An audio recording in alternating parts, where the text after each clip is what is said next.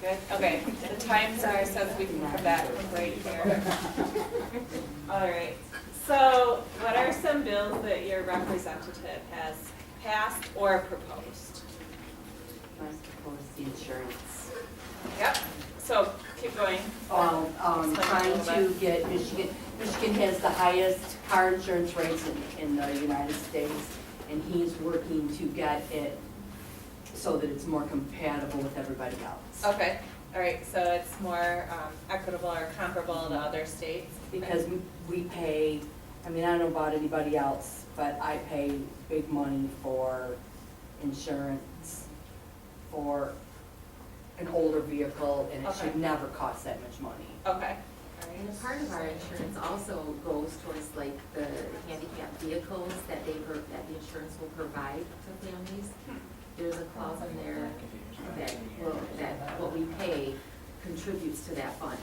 I didn't know that, that's interesting, okay. And also, if you are with Ferris, some insurance companies will give you a percentage of a discount per year, like Ferris, I get it's $82.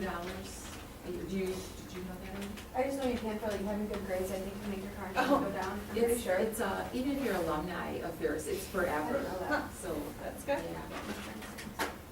That's why you don't pay for your farm. Yes, so Sherry, remind me what your representative's name is again? Ben Fredericks. Yes. So Representative Fredericks has proposed lower car insurance rates, and who else has proposed that too? Yeah, Mine's, I think, supports it, okay. Mine Yep. is the- Yeah, okay, good. So that was a big one, and our current governor, that was part of the platform she ran on, right? Well, actually it was fixing the roads, but part of kind of the same issues, some of the same issues there. Okay. What are some other things you guys have proposed, all right? Lee Chatfield proposed the Mackinac Straits Corridor Authority Yep, so, to supervise Line 5 Yep. replacement. so repairing line 5, so his representative is up in the northern region, so he, and cares a lot about tourism, because he's got a lot of coastal regions too, so, yep, so he proposed that. Good?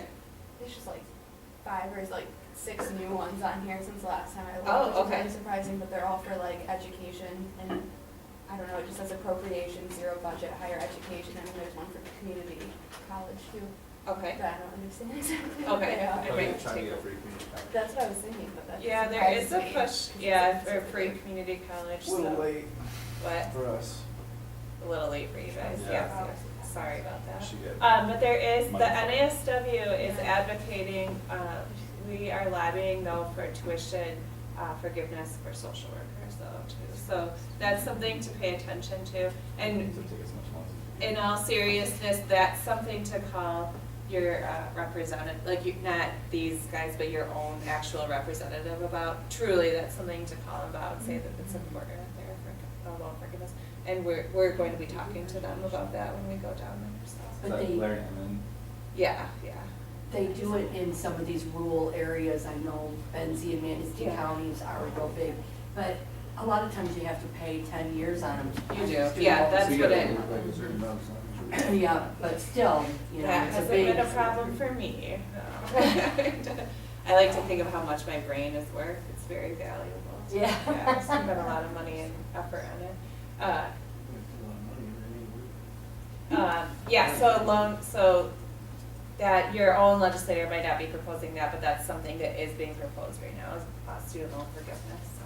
What else? So we've got line 5, the pipeline, rebuilding and repairing, Mine did, car insurance, yeah.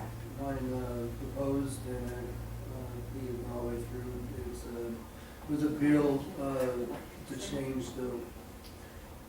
to modify the food processing policy and standards. She proposed that it passed, and I think what it was for milk processing. Okay, Like, they didn't have to go through industrial standard if it was supposed to get shipped to them. okay, that's interesting. So I enjoy these things because, so that is actually just totally not on my radar in my daily life about how milk is processed. Yeah. And even, where it goes to, so if it's being used, like maybe commercially, it has to get processed one way or have different regulations than if it gets sold like maybe at a farmer's market or something, I'm not really sure. So that's really interesting. I enjoy those. I don't think about that at all. Yeah, good. You should go to, I'm sorry. Did you have No, something? you can say. You should go to Ovid, Michigan. That's where I grew up. Uh-huh. And it's home of MMPA, Michigan Milk Oh. Producers. Yeah, And it's the largest employer there. I mean, there's dairy farms Okay. in Elsie, which is only about 8 miles away. You tell it, Sherry. It does, and it has the largest dairy farm yeah, in Michigan. yeah, interesting. And it's great to go, because they, you know, when your kids, they'll take you in that's Oh, you get like a tour? Yeah. Yeah, yeah, through the milk plant. yeah. And back when I was really young, you used to be able to get cottage cheese Oh, and yeah. fresh butter from there. Ooh, You yeah. can't anymore, No. but it's huge. To Brandon about the regulations. I don't know about the regulation, but. Good. So, this sounds kind of weird, but Lee Chatfield, like, he's really into guns and gun rights and all that, but it says, Oh, inquiries. can you guys hang in? Lee Chatfield saying something. He's saying something about guns here. It's inquiries of a minor regarding gun ownership within the minor's household by healthcare healthcare personnel, social workers, or school personnel. Prohibit under certain conditions. So is that saying that minors should be able to have guns? I might have to read that, I'm not sure. Is there like resources to read like? It's inquiries of a minor regarding gun ownership within the minor's household by health care personnel, social workers, or school personnel.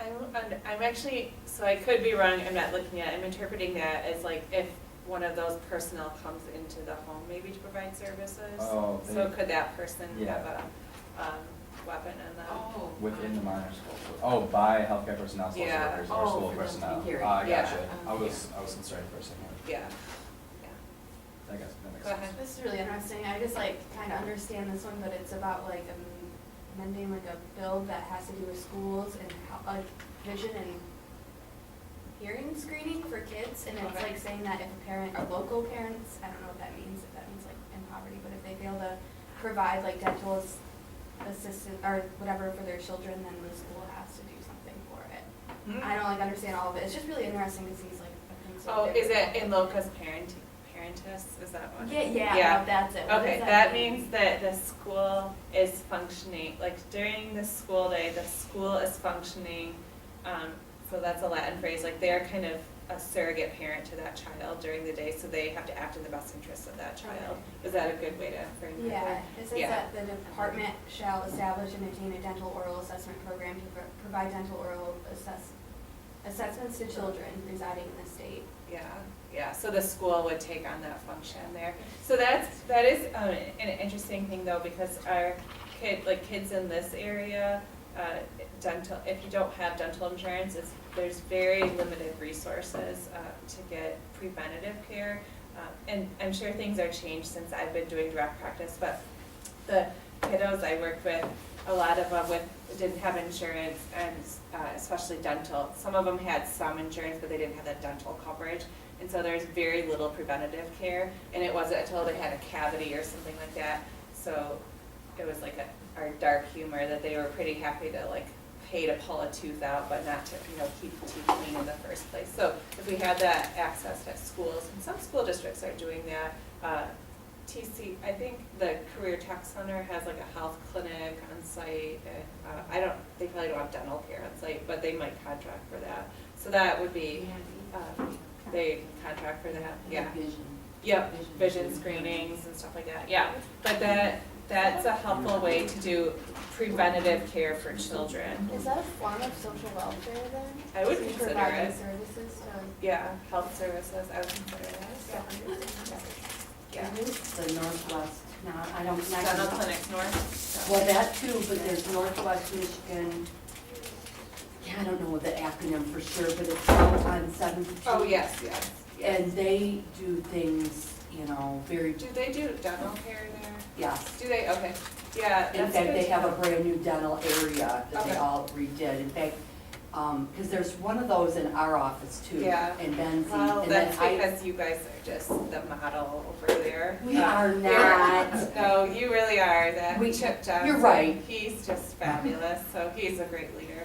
I work at a great place, I Yes. will say that. So, but anyways, She's like, "Ooh, not." But anyways, your anyway. community, but your community truly sets pretty high standards for having services, like lots of services and on-site in a rural community though. They really have done that. the one thing we have to do though is we have to bring people up here to get a panoramic Oh, x-ray. okay. But I know that there's lots of different places Yeah. that give very reduced income-based Yeah, services, and Yeah. that's one of them. And dental clinics That's right, north yeah. on, is that Lafreniere? yeah, I it's think they're maybe Lafreniere. in the health clinic, I think they're They are. located in the health clinic now. They're Yeah. across the street, or they're across the hall from them. Yeah, so, good. Good. So keep reading it, oh, go ahead. I was gonna, is there like places, resources to Oh. go to that like dumbs down Yeah. some bills and Yeah. stuff so you can understand? So Abby's asking a good question, is there a place where you can read the bills in layman's terms? And so I would check out their own, the representative's own webpage, and if they have a Facebook page or a Twitter account or something like that, that's when they're trying to speak to a layman about their issues, yeah, I would check out those places. You could also check out news sources too, to see, like if you go to the Detroit Free Press and then you do a search for your representative, you could see, that would be a good place to start there. And that is a credible news source. I know we've talked about that, like where you get your news, but the Detroit Free Press would be a credible news source for that kind of stuff. Good. So this slide, I'm just trying to show this just about every class here, so you don't, I'm sure that you've written it down probably 2 or 3 times at this point. But remember, when we talk about viewpoints on social welfare, I've used that analogy of like the pendulum swinging back and forth. So think about whose responsibility, does anyone have a responsibility for social welfare? Is it, on one side, is it the government's responsibility to provide not only like basic standards, but high standards for health and welfare for people? Or do we just say that maybe people are on their own, or it's the private sector's responsibility for standing up, it's not the government's responsibility here. There's different viewpoints where people should access, first seek help from friends and family, then maybe access the private sector faith-based services, and if all else fails, then they might be able to appeal to government for help. So we've been talking about whose responsibility is it here, and I enjoy this class because there's quite a few different viewpoints in here on whose responsibility is it. I hope that if you're pursuing social work, you think somebody should be responsible for it and not nobody, but there's different viewpoints on that, and I think that's provides some healthy debate. So let's talk a little bit about tax policy here. In 1914, we established the federal income tax, which was a progressive tax. And we'll talk about progressive and regressive taxes. Don't worry, there will be a putness with that here. So progressive and regressive taxes, we'll get to that. In 1935, the Social Security withholding tax was initiated. So I'll read this since it might be a little bit difficult to see, but initially 2% of the first $3,000 in wages was taxed. In 2011, it went up to 12.4% of the first 106,800.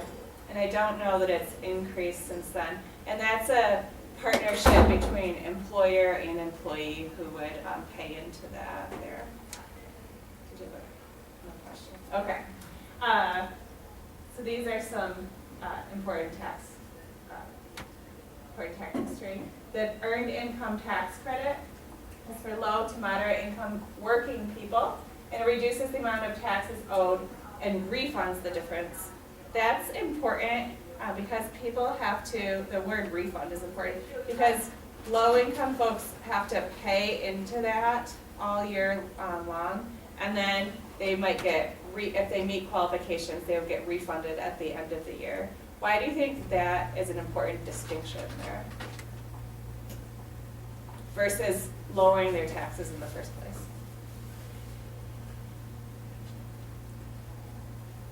Ooh, I asked my first tough question of the day. Okay, They might- Sherry's gonna take that. They might not have enough, well, especially if you're a single working person, you might not have enough deductions, you're still gonna owe money. Or you know what I mean? Okay. You might, Or you might, it'll reduce the amount of taxes you're gonna owe, but it's not really gonna give you a refund. okay, okay. Is that, am I You're saying on it the right? Yes, I know what you're saying, so it just might not be enough. Right. Right, okay, If yeah, they're living paycheck to paycheck, yes, they're not gonna be able to sustain life, yes. waiting for that year-round. Good, good, yeah. Refund comes through. Good, so that's a big criticism of the earned income tax credit, is that people are paying into it all year and essentially giving the government a loan and then Free getting, money. yep, and getting that refund back. When, if there's a single parent or a family who's living paycheck to paycheck, that extra money every month or every 2 weeks could be really helpful to that family. So that's a pretty big criticism of that, of how that functions here. Another one the book said was, like, undocumented workers don't get benefits, obviously, if they're trying to avoid taxes, not Right. paying into taxes. Right. So, that's just something else I was gonna, that was actually one of my questions. Oh, Like should about have that. spoke up, I okay. know. All right, do you want to ask your question? No, it was just, no, you're pretty much talking about it right now. Okay. It was yeah. just how is the shift from welfare transfers to tax credits affect certain policies? Yeah, yeah, Which is basically what we're talking yeah, good. Yeah, so I'm certainly an undocumented worker, I wouldn't get that cash refund there. All right, so let's talk about the different ways taxes are laid out. So we have progressive tax, and that's a tax, that's what, well, I won't spoil it for you because I'm gonna make you think on this, but a progressive tax is a tax that takes a larger percentage from higher income workers and a smaller percentage from lower income workers. Does that make sense? So if you make a very small amount, you're taxed at a smaller percentage there. So it progresses, so it starts out small for people that earn very little, and then it grows for people that earn quite a bit of money there. Okay. Proportional tax is just a tax, that would be a tax that takes, everyone pays equally. They all pay the same amount equally for that, no matter what their income is. Like a flat tax. Flat tax, Okay. good. And then the last one is a regressive tax. So it takes a larger percentage of income from low income groups than from high income groups. Makes no sense at all. about. A larger percentage of their income. Oh, because they don't Oh. make very much money to begin with, you're Yeah. gonna take 12% of it or Okay, whatever. it's a larger percent of that person's income, yeah. You guys got there? Okay, so, oops, let's go back. So what would be some examples, don't think of just income taxes, but what are some examples of these different kind of taxes? Think about the different places we all get taxed right now. Like sales tax? Okay, sales tax, It's the what, same for everyone. okay, yep, so And same for the same. everybody. Yep, everybody pays the same amount in sales tax. They don't ask you what your income is when you go to buy a shirt or something, right? Yeah. Income. What'd you say? Yeah, income is, Different. okay. Income tax though is what you're Yeah, saying. income Yeah, tax. yeah, yeah. Yeah. Which one is that? Income tax. Yeah. It's, Federal income, let's say federal income tax. it's either proportional or progressive. Yes. Isn't that the debate? So it's progressive right now. Yeah, Yeah. we have progressive income tax. Yeah. Okay. Good. Property taxes, Okay. and they are, Hmm. I say they're progressive because they take, depending on what you have, what your home looks like, how much property you have. I would say proportional. Yeah. But they're, Because It doesn't matter how much money you There's a have in like your percentage bank, it's based just off the of- amount the property is worth. Yeah. That's interesting. I don't know what that would be. is it? I don't know. Because I'm I can see guessing. it being low. So that has to do your property versus your actual income. So you could have a pretty, like for example, you could have a very high income and live in a very modest home there. So it would be Or you could proportional. not be managing money, have a very low income and live in an extravagant home, For a while. okay? So What would about you say the- proportional then? It is proportional? I'm inclined to say that. I'm inclined to say that. What about gas tax? Everybody I was pays. thinking, Does it take the same percentage of people's income? No. Okay. Madison. Which one would you put in? I would put regressive. Okay, your friends are helping. Yeah, but why? Why do you say regressive for gas tax? Because Yeah. you have less money, but you're buying the same amount of gas, so somebody that has more money is taking a larger Yeah. percent. If we averaged out our whole community, so again, speaking in averages, Sherry's too far to like throw something at me here. I know you drive from a far distance, so you're spending more gas money. But if you took our whole community and averaged it out, we're all spending to average the same amount in gas, right, based on our driving. But if you have a low income, you still have to drive as much. In theory, you have to drive as much as somebody who has a pretty high income. So it's taking, how you pay that gas tax is taking out more of your income, right? It's not based on your income, So how but it's is just a that- higher But that's percent. still flat though, isn't it? How is it different than like? It's As a far flat as everyone tax, pays but the it takes same. more of, You should say that. like, It doesn't affect everyone, everyone pays the same, but it doesn't affect everyone in the Like same you're both paying way. $20 is that for right? gas, but like if I'm really poor, that's like. It's a higher amount of your Yeah. income. it's So like, is that why sales tax is different? Because like rich people spend more money than poor people? Like, is it kind of the same thing? Ask your question again. so Like, I how is sales understand tax it. different than gas tax? In terms of taking from your income. Because it's the same. That's true. It's flat. It's like a proportional, but it has regressive consequences. This is too different. So, But may you're I not ask spending Dr. Piercy as this? much. I'm inclined to think of proportional tax as more sales tax because of wealth, but you could correct me on that, because a wealthy person might spend quite a bit more money versus regressive. I'm thinking like gas tax, like we all have to drive the same, and if we average it out, we're all Yeah. driving the same amount. So the key question is, what is the comparison you're making? Mathematically, it's like, what is your denominator?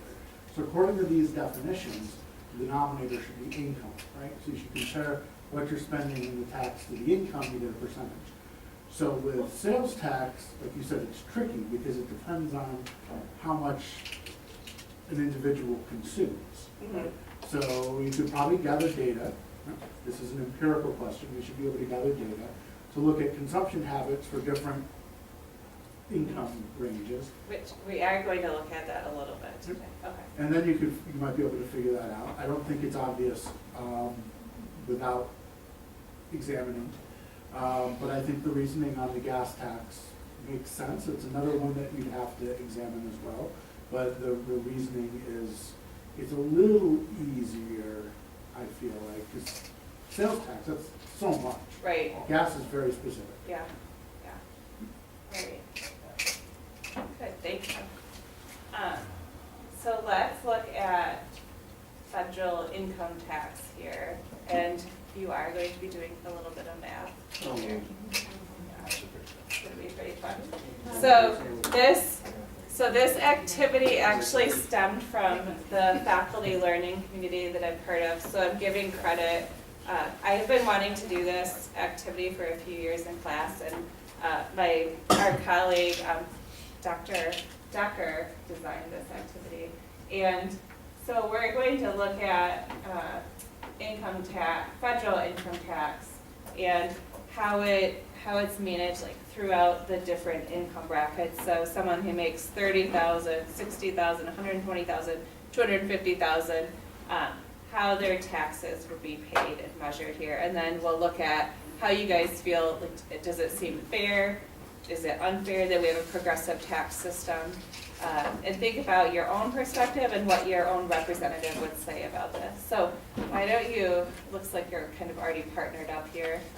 Let's get in partners. If you want to work as a whole group, I don't mind that too, but you're gonna, so you'll work through these. Okay. I'm going to teach you that part. So we're going to do it at a pretty basic, it's just math at a pretty basic level here. And I want you to see this for a couple different reasons. One is that it is, as social workers, when you're advocating for social policy, it is helpful to have an understanding of this. I will say, from my experience, I've said this to Dr. Piercy, as I'm part of this math group too. Math is not something that just comes very easily to me. Like, I don't look at a math problem and immediately know the answer, whereas for me, for whatever it's worth, language comes very easily. So I pick up other languages very quickly. That's very easy. I can read a paper and immediately see a grammatical mistake if I'm reading a book or something. So this is a little bit outside of my realm, but it's important to know this. And when you're working at an agency, if you're doing grant writing or you're preparing a budget or something, it's pretty important to have some of these math skills. I took a role in an agency, an administrative role, and I think I got hired in March, and they said, and guess what? You're responsible for your program's budget. And I remember the CPA kind of said, like, so you have $1.2 million, and there's your spreadsheet right there. And but I learned how to do all that, and I ended up really liking it. It was like a logic puzzle I had to solve because I had X amount of dollars. I had different programs I had to administer, different client needs, had to pay the staff. I was in charge of a building, so I had to make sure it was up to code, that kind of thing. But I ended up really liking it, and balanced my budget every year. I didn't go into a deficit. But it's important to know that, because you will, if you go into administration, if you're doing advocacy work, if you are doing grant writing, you need to understand the math behind all of this. So we're going to do a little bit of that today. So I'll pass these out here. Yeah, So what is this? I just want to add, I don't think math comes easy to anybody. I think the difference between, I guess, those who become mathematicians and those who don't is a matter of how motivated and interesting one finds it, rather than how easy it comes. It certainly never came easy to me. No. And when I learn new math now, if I learn something new, it does not come easy. Okay, that's interesting. Well, the way they're teaching these kids to do math nowadays, Yeah. I don't know how they even do anything. And this is me sharing a personal story, but my mother-in-law actually, she loves math, and she can look at something and she can immediately say she can find numbers and everything. So before you, don't write on these just yet. I was going to take you can write on them, but I was going to take you through it. So I want to show you how this works, and if Dr. Piercy can help me a little bit, if I need help. But, so if you look at, in the United States, we have progressive income taxes. So you can see how I took it up to, I guess there's no limit here, but you're taxed from zero, these are, again, our federal income taxes, from the first 0 to $9,700, you're taxed at a 10% rate. From 97 to the next 39,475, you're taxed at a 12% rate. So it's just the income that falls in this bracket that's taxed at that rate. Does that make any sense? Mm-hmm. Yeah. Are these the tax brackets that were like redefined in the Trump administration like a year ago? I think these are the latest ones, Yes. yeah. So then the next bracket is taxed at 22%, 24, 32, 35, and 37%.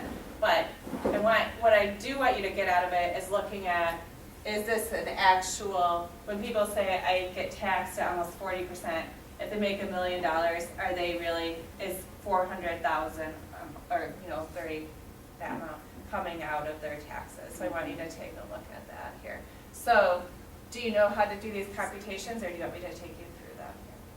Well, yeah, but Okay. depending if you want something in the middle range. Or if it's just one or Yep, the other? so you're gonna work through your sheet right here with your partner. All right. My mom's a math teacher. Oh, good. You just take 10% and then add that She was. to that. Huh? Yep, so the first you're just taking, you have the number, so you're taking 10% of that. Oh, you got it, okay. So on this thing, you just want the 10 of the 9,000. Yep, so 10% of that is, that's easy. $970. Yep, that's an easy one there. Good. So you just wanted us to do it on the box there, Yep, or we're doing it, okay. and then that next bracket, you're going to take, I'll give you the first one here. So you're gonna take 39,475, and you're subtracting 9,700 from that. And when you get that number, you're taking 12% of that. Does that make sense? Should I stop talking so you can concentrate? You just take a median basically. Not Above the remedial. salary of the base, and then go to the 12. So You can Neil have- Venkatesh likes to call it the width of the bracket, right? So if your second bracket is filled, the width is that subtraction, and then you tax that width at that rate. Yeah. Okay. That's how Neil talks about it. I like that. I like lawyer talk. Got it. 90 minus 9700, right? So now, at 100 times that. 25,000 plus. Yeah, so that's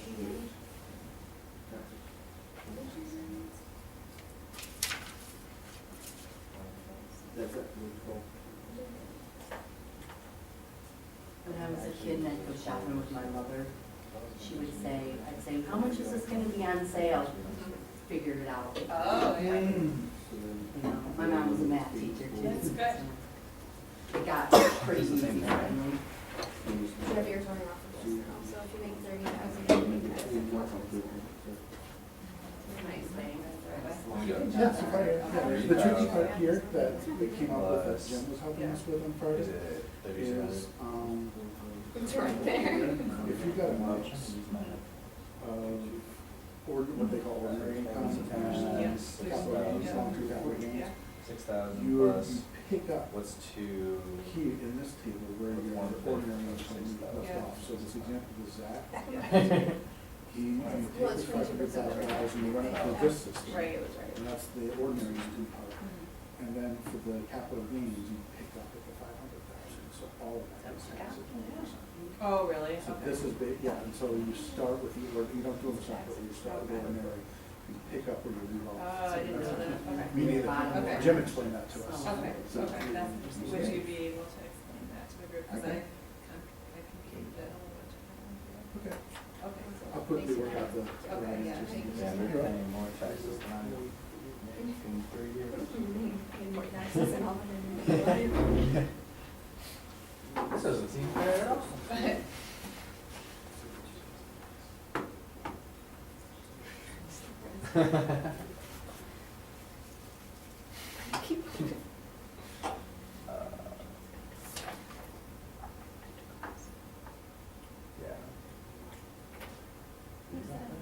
I had them all up.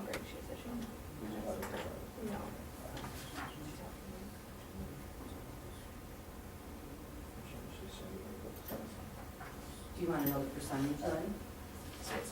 Yeah, that'd be good. The whole percentage, so you're adding up. Look at you, overachiever. Your daughter of a math teacher. Oh my, oh. Oh, you're guys are so When I had sweet. a- Oh, you got something. I took that Well, no, so it class depends I on signed the. up for because So that's what I wanted to do. above this, So if you're. She could help me. Using Well, 2 hours. yeah, so in this case, whatever your income is, if Using you the have how much you pay. 600,000, if you had a income of 600,000, then we subtract that, and the difference is. 0%. So these are the things that you just. Okay. Oh, the last one. 0%. So it's 970 there, You and were I'll $0. actually just computed these two. Are you sure? So What else what's would it this from? 0% of 30,000. Yep. Oh, yeah, I just have that. 100,000, yeah, just the same thing. So what these are, the way I would use these figures that we've calculated is, for example, here, 30,000 taxable income. you're in this bracket. Yeah, I would think it's full. This bracket's full, so you have that one to add. And then 20%, no, what was my head?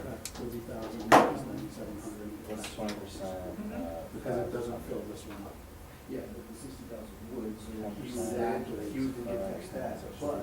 Plus this, plus, and then probably 22%. That's okay. Exactly. So these intermediate figures are out. But that was just calculating the same thing. Oh, that's wrong there. We know. Yeah, it is. Oh, no. Oh, how's that apply? How's that apply to zero? Which one are you guys here on the back side? Yeah.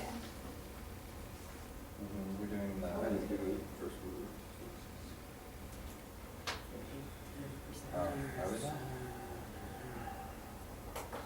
Wait, we have to use the table for part two. Oh, we did it wrong. Then you tax, you do this and then you tax that after this. So you take this and then use these percentages and then we do this after that? So, It says use the table for part two. using this table right here, compute the income tax you would take. I think that's short-term capital gains, you use this, and this is long-term capital gains, right here. So do we, right? So this is what I came up with, so 100,000, so you pay nothing up to 39,000. Oh. And then from 39 to 434, so I subtracted 39,000 from 434, and then equals 395,000. So that's this bracket Because right you don't here. get taxed on that, even if you make more than that, that amount isn't Right, taxed. right, So for right. every The dollar first you make over over that. it, Oh, yep. okay. That's why we got it wrong. We have to minus like 30,000 minus, I mean, Yeah. 30,000 minus that.